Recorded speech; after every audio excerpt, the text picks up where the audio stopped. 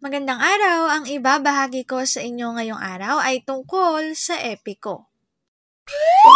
Magbasa, makinig, matuto at magsaya. Ako si Binibining Menya. Handa na ba kayo?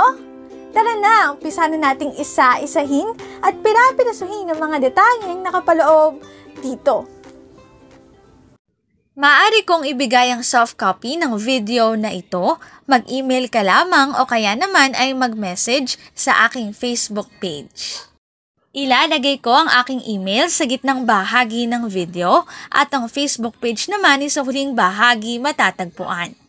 Maraming salamat sa panonood! Katulad ng binanggit ko kanina, ang ibabahagi ko sa inyo ngayong araw ay tungkol sa epiko.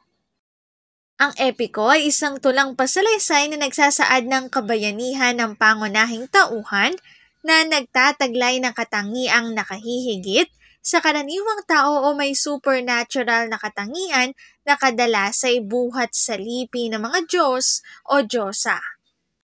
Ang salitang epiko ay galing sa Griego na epos na nangangahulugang sa lawikain o awit, ngunit ngayon, ito'y tumutukoy sa pasalaysay na kabayanihan. Ang paksa ng mga epiko ay mga kabayanihan ng pangunahing tauhan sa kanyang paglalakbay at pakikidigma.